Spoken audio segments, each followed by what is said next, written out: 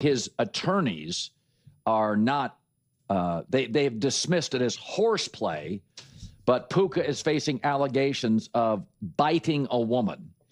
So the A.J. Brown rumors a couple of weeks ago, a week ago, Eagles receiver, Rams probably got word of this a couple of weeks ago. So, you know, the thing with Puka is I always call it the drip effect, like the faucet eventually bursts. And there have been multiple. We talked about this yesterday and the day before with Puka. His style of play, he gets dinged up a lot. Why did he drop to the 5th round? I mean, Tyreek Hill dropped to the 5th round. Antonio Brown dropped to the 6th round. And they walk in the league and you're like, how? Well, Puka dropped to the 5th round. His first practice, Matt Stafford's like, holy wow. He was a star his first game in the league. I think if you dig deep enough, maybe you find some stuff. I know his brother was arrested last December. So there's just been a lot of incidents. I think there's been a lot of discussions inside the building. The Rams are very buttoned up. Maturity matters a lot. Matt Stafford, they're on his timeline here. He's got a couple of years left. They don't have time for nonsense. I don't know. I mean, these are allegations, but there have been several missteps, and the Rams are just not going to tolerate this stuff. They just don't.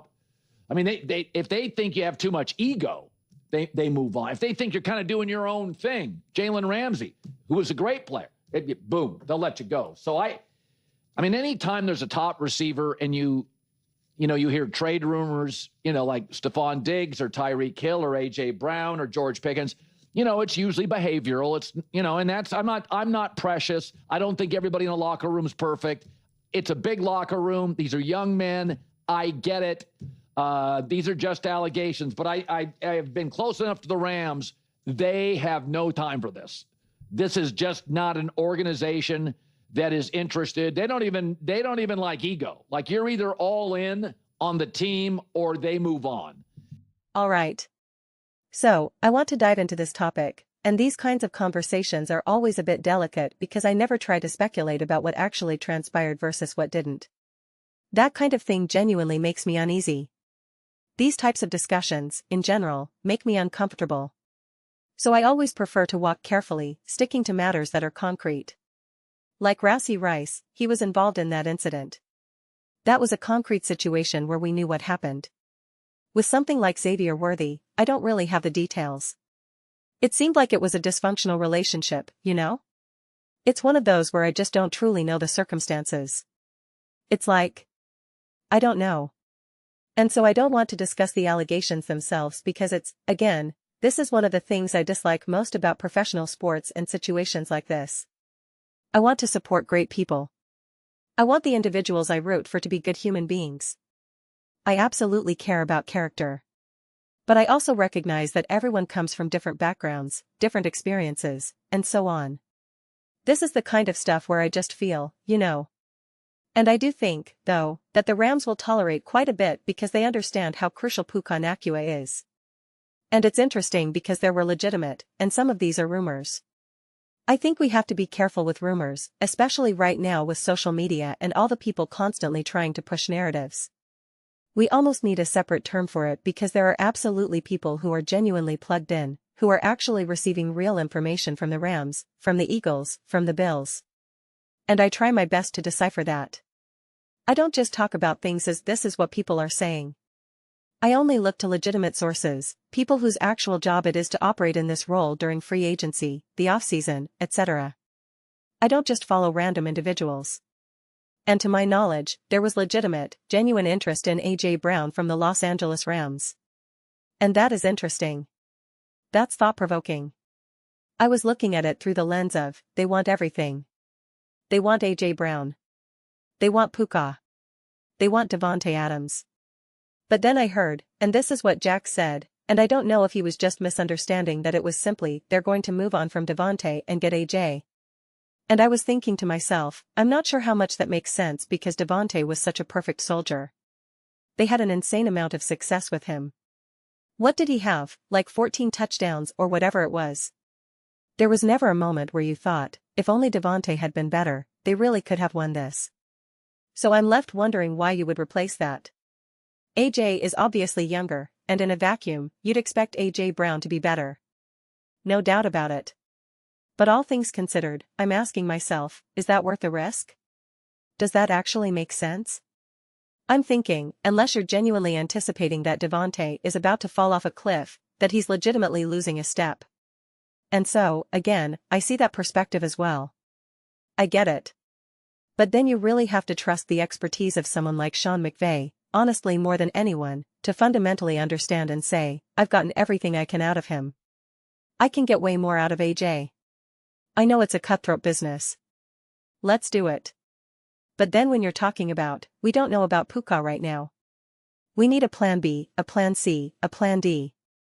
We might have to figure something out immediately that actually makes way more sense to me now. That clicks into place. And there are certain things an athlete can do where, even if it's uncomfortable, even if it's morally gray, a little strange, a little, just kind of this doesn't feel right, you can see a team stand by that player. You can see it. And probably in a different business, a different industry, they wouldn't stand by them. But you think, well, we'll work around it. We'll figure something out. But some of these types of situations, it's really hard to do that. And that's why I'm not saying he did this or he did that. I have zero idea. I have no clue. And I'm not going to hash that out. I'm not even going to say, if he did this, he has to go. I'm not putting any of that out there. I'm not putting any of that out there. I've watched for years these types of conversations play out publicly, and it often bothers me because you don't have any of the information. You don't have any of the information. Then you start dancing in hypotheticals. And I love hypotheticals. Not with this type of stuff. I just don't think it's fair to Puka. I don't think it's fair to anyone, honestly. Anyone involved, no matter how guilty or how innocent. I just think you have to be really smart and really understand how to navigate these kinds of conversations.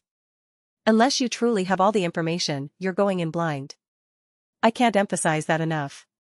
And I may have been looser in the past with some of these discussions, although I still think I put some good guardrails on it. But I want to be even more careful because this is just not the aspect of things I have any strong desire to engage with. But because we're talking about it through the lens of the Rams' Super Bowl aspirations, what they need to do, there was interest in A.J. Brown. That does become a different conversation to me. If this were the Minnesota Vikings right now with Justin Jefferson, it would matter a lot less to me. It matters to me from a moral and ethical standpoint, but in terms of the football conversation, not really.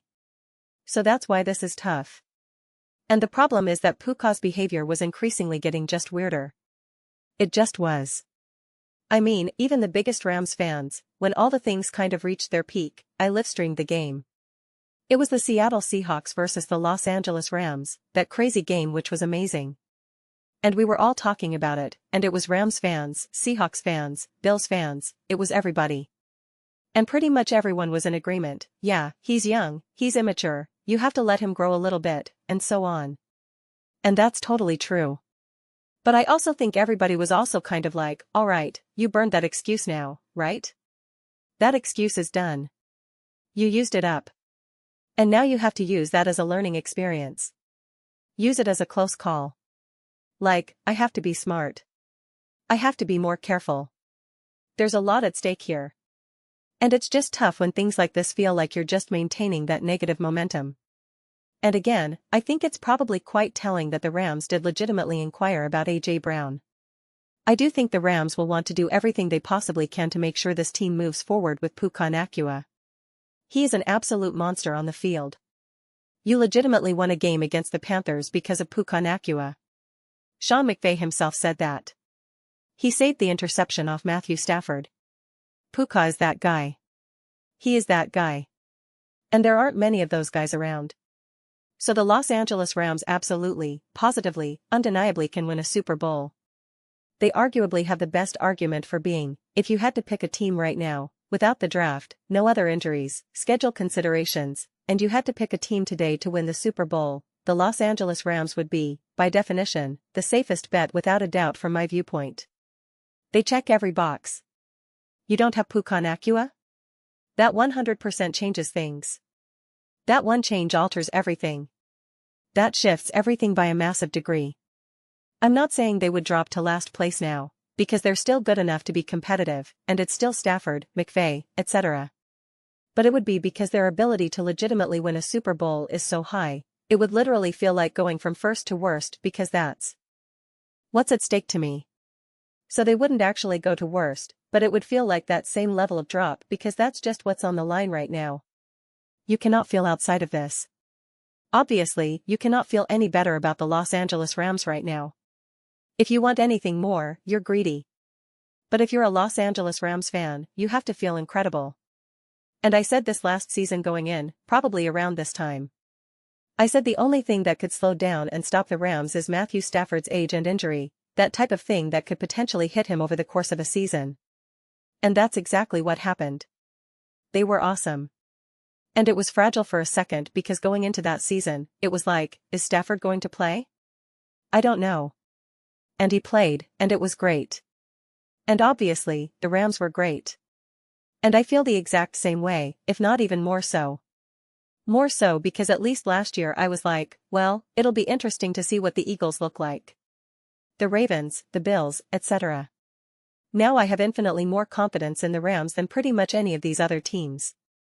Even some of these other teams that I believe will be legitimate and could be contenders, this puts that instantly into perspective. And so again, that to me is more the conversation than this other stuff, because we don't have any of that other information. And I just think everyone ends up making things up. You're just guessing. You're speculating. And you keep guessing, and you get farther and farther away from the truth.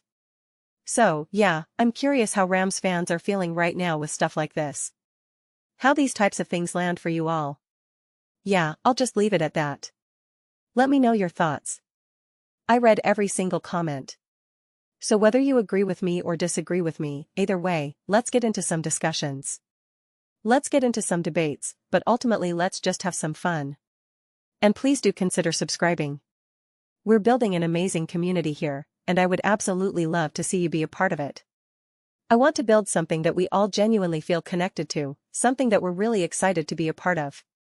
I think we're well on our way to doing that. Please don't forget to give this video a thumbs up as it really does help with visibility and the algorithm. Thank you so much. See you next time.